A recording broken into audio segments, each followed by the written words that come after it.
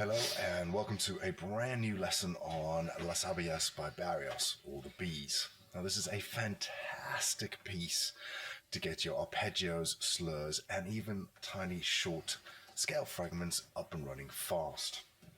Right, we're going to be checking out a different variety of tempos, starting at 80 beats per minute. We also have a new camera angle here, so that you can see what my right hand is doing as we practice. First up, right hand touch mechanism. Just getting back into the feel of this piece. Nice and slowly, sequential planting with my right hand. That is a sticking point. That little short fragment is a sticking point. We're going to just switch to a different angle. I am using A-M-I-M. Three-fingered scales. It's the only way to get this up and running. So we're looking at short bursts, 80 beats per minute, up to 160, doubling that tempo up. Moving on, lasering ahead. Right, so working on the slurs, and then back down quickly.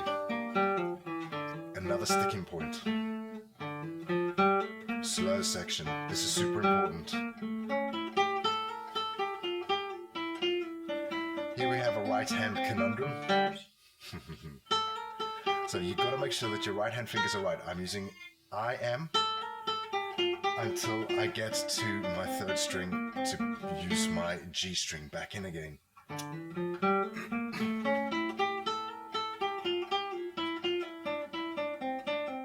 Here we're coming up to an A. So I'm heading for an A with my right hand fingers.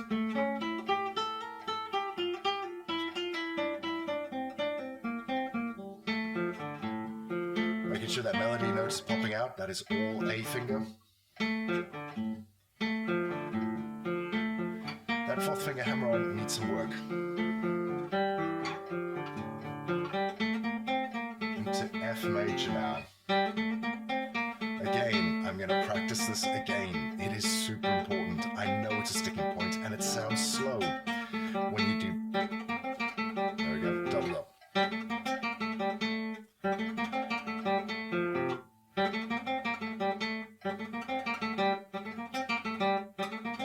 Now I'm just trying to see how fast I can do it without messing up.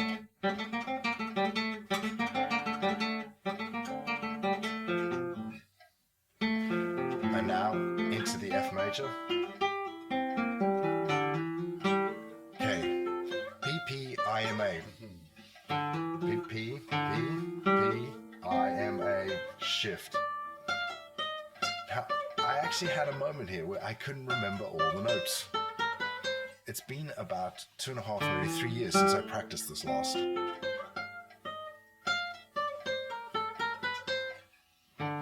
So I'm going to go over this now until I can get it back in and right. All first string slurs, lasering ahead, making sure that your left hand is nice and clear.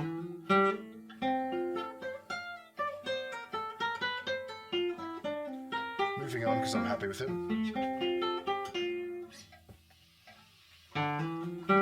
All together, big one chunk. Big one chunk, big chunk.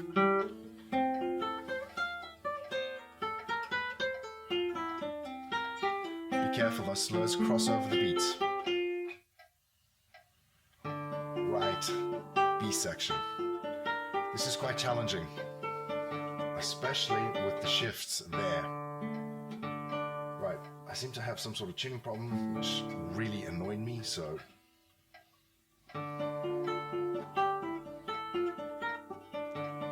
I'm using a G natural there, not a G sharp. There are two different versions.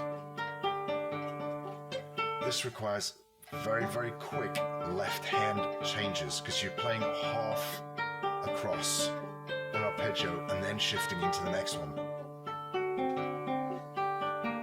Right, next shift. Again, this can be played in two different ways. Barrios plays that chord in open position. So this chord here, I don't play that like that anymore. I play it up the fretboard.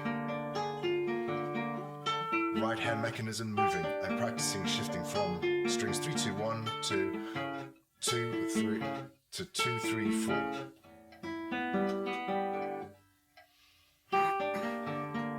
Little open string check. Notice how I'm muting the basses. Once you speed this up, that won't make a difference. It just means I can keep my fingers down and shift faster.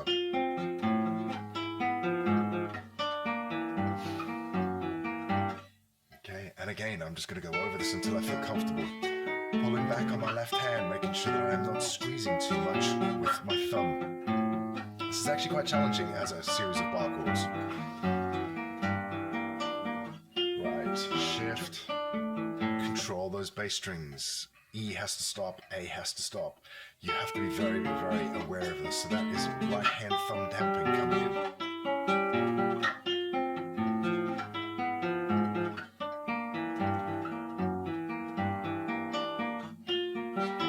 Open, E gone.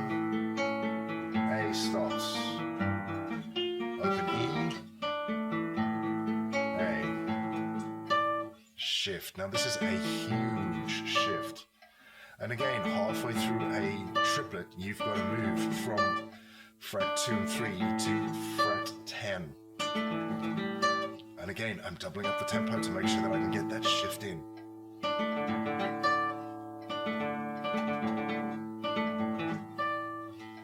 Lasering ahead, making sure your eyes are ahead of your hand. Right, moving on. Octave transposition of everything you've just played. Okay, here we have counterpoint. Listen to the top line and the bass moving in opposite directions. This is quite a stretch. And yeah, my hand is starting to feel it a little bit now.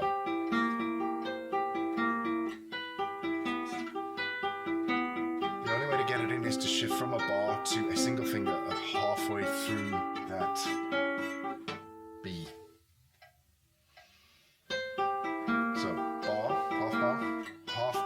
Shift quickly, stretch out, stretch out. So my third finger here is the one that's making the noise on that G string.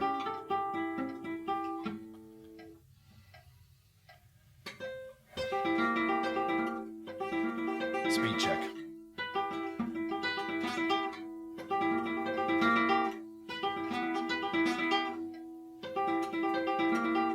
Get in that shift. That's what I'm working on now, getting those shifts in and solid at an upper tempo. Yeah. And yeah, we're in winter here in New Zealand, so it is a little bit cold because the houses have no insulation. Hence the hat and the hoodie. Alright. So this is a thing I picked up from John Williams. He uses a cross string idea when he comes back into this in his recording. So A and G sharp cross strings 3 and 4. So now we're going to do a speed check. This is well and truly above where I normally play it at about 120. And so I'm now stopping that 160. I can't do 160. I'm going to put it up to 100 BPM because we were on 80. And I'm going to keep shifting it up in 20, so it's going to be 100 and then 120.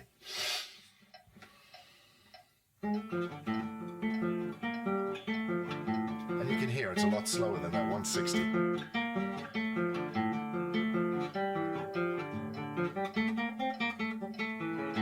Making sure my notes are on the beat. I know where that beat is.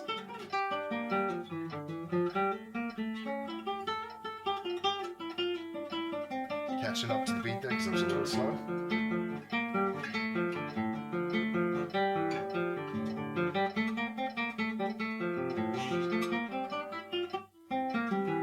Not concerned about notes too much now. I am just concentrating on tempo.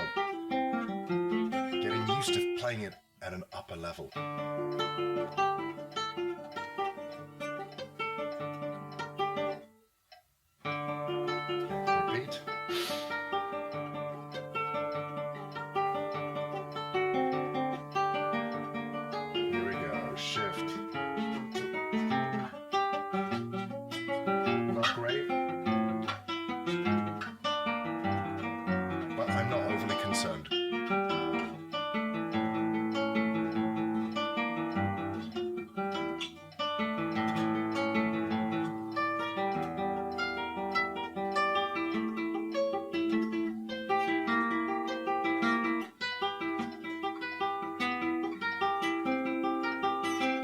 Tempo just breaking a little bit there. Alright, my hand is now starting to really feel it. Just gonna have a crack at the ending because I haven't practiced that yet.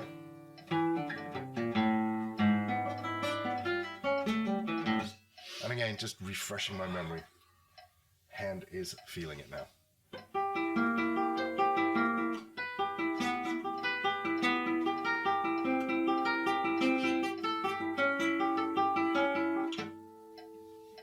Alright, and we're going to push the tempo up again. So this is going to be 110, I think. I opted not to go to 120. I wasn't feeling it today. And again, all the way through again. This is a great piece to start working on plateaus and your speed for your arpeggios and your slurs and those little tiny scale fragments.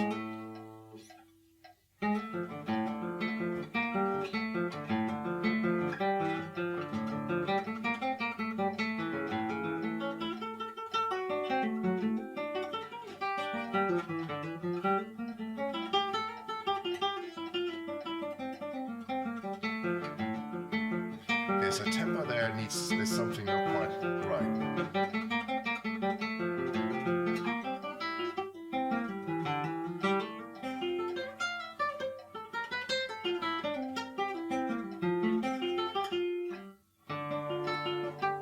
B section. As you can see, it sounds a lot better at a faster tempo. Still got to work on those arpeggios.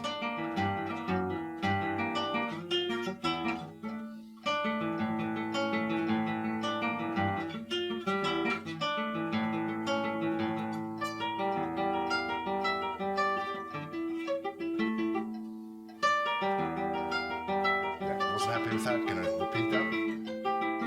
Here we go. Counterpoint.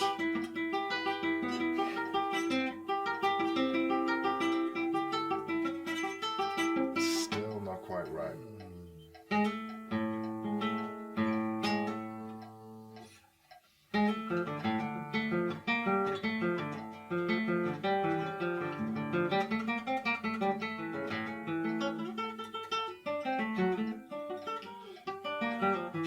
Ending. I play those chords up there to get straight into the 10th fret for that high D minor.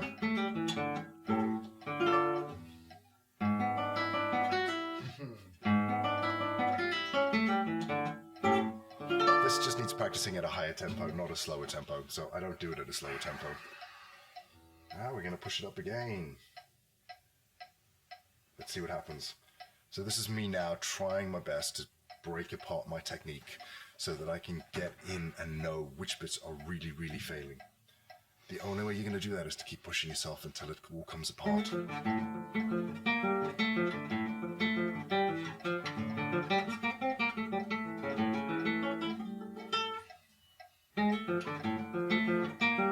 So again, I'm going to go back to working segments for this.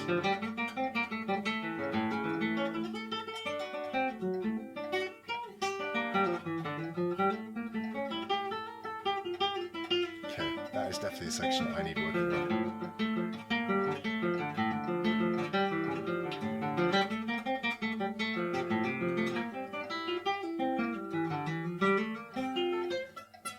And again, here we go. So we're starting to see where the real cracks are.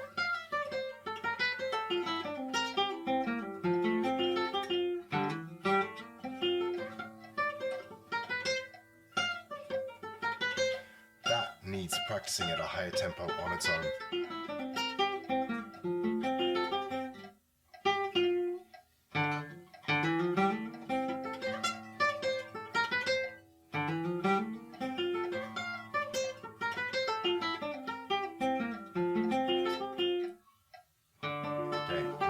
Let's see what happens in the B section.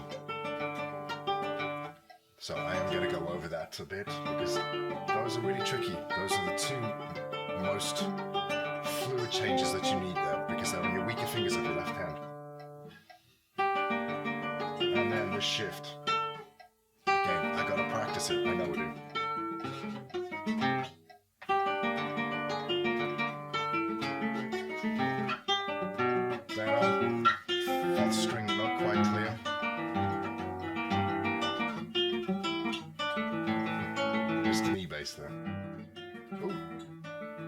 And that is what happens. Believe it or not, that is my microphone popping out of the camera, which is why the volume has just disappeared. What the? Slightly annoying.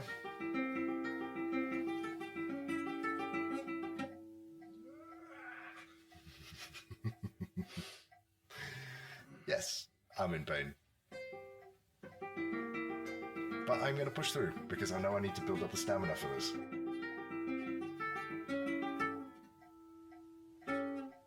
And now I'm just going to solo isolate that. And the mics pop back in again. That's so weird.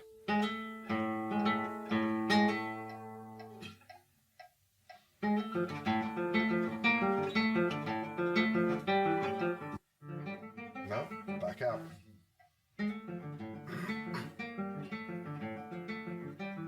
Let's hope it's not doing it on this one. So here I am going to be practicing the ending now at 120.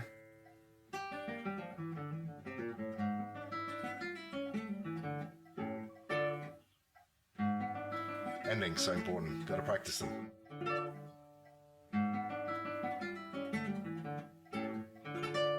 And notice I'm using my second finger on that top high D so I can do this. Lovely vibrato. And that's it. Yeah. I hope you enjoyed that. That was Barrios' Las Abejas. It's a fantastic arpeggio study that has slurs and scale fragments in it. It is the perfect foil to Villa-Lobos Etude number 2. So if you can do Etude number 2 and you're looking for something that is more challenging, this is the piece to head for. This has been brought to you by Classical Guitar Rocks, my site. There are a ton of lessons like this on there. If you already want to learn the Bs and you haven't learned it, I have done a book and a series of videos on it. Please check them out. If you want to, head over to Classical Guitar Rocks today and grab some 6-string inspiration for yourself.